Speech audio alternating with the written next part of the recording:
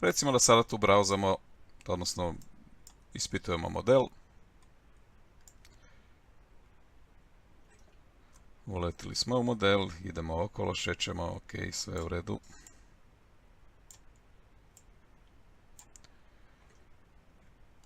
I sada naletimo na nekakvu grešku. Sad, šta bi mogli ovdje napraviti da bi nekoga upozorili na tu grešku? Prvo što bi mogli napraviti je snimiti sliku. Znači sliku možemo snimiti na desni klik, Save View to Bitmap.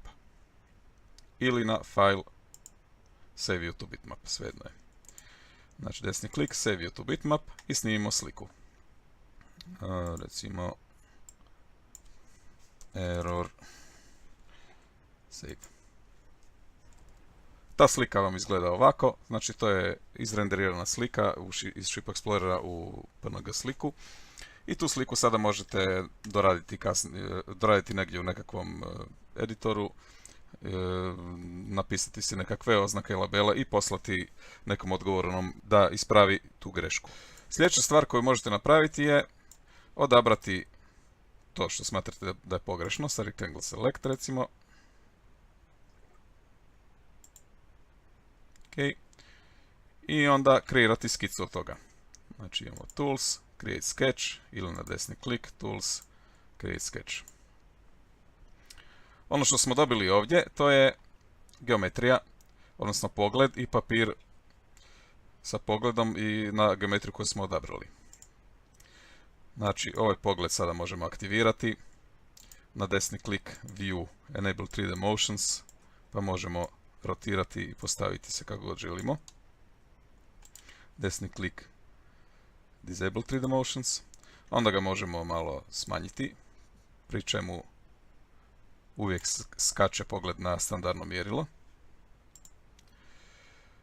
Možemo ga pomicati. Možemo ga kropati.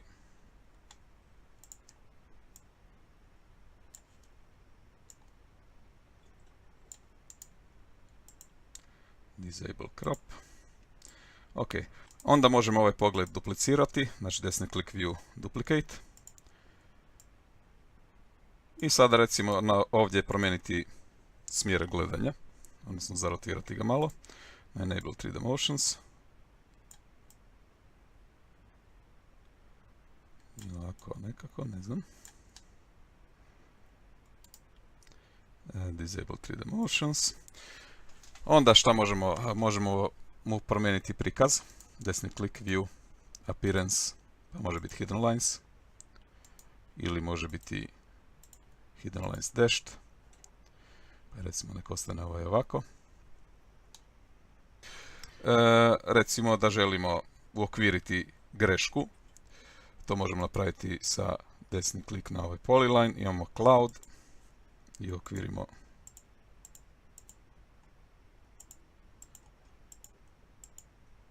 grešku.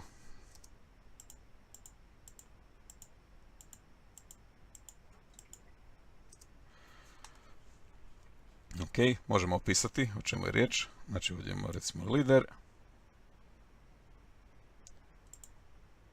Dobro, ovdje je orto. Pa recimo napišemo da ovaj profil mora biti izrezan.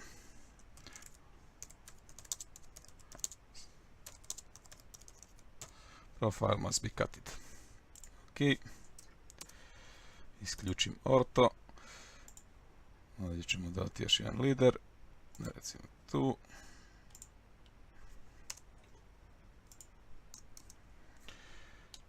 Ok. Znači tu imamo razne alate. Ovdje imamo layere. Ovdje si možemo podešavati layere, stvarati nove, birati fontove linija. Grid, svašta, znači pali gasi layer i tako dalje. Ovdje imamo apsolutno sve alate za napraviti nekakvu skicu, znači ove su naredbe za Move, Translate, Mirror i tako dalje, Scale, za rezanje geometrije, Chamfer, Lengthen i tako dalje, Offset, konstrukcijske točke, naredbe za linije, Cloud, Rectangle, Polyline, razni arkovi, cirklovi, razne dimenzije. Onda tu imamo za editiranje kota, hatch, labele i tako dalje. Tekstovi. Znači može se kompletno bilo kakva skica napraviti ovdje. Ono što je poanta u ovom sketcheru je da se na brzinu izvuče nekakva geometrija koja je neispravna, napravi se skica i onda se ta skica snimi u PDF.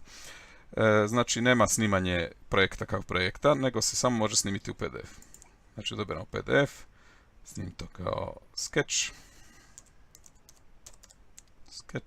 save. Ovako ta skica izgleda u PDF-u.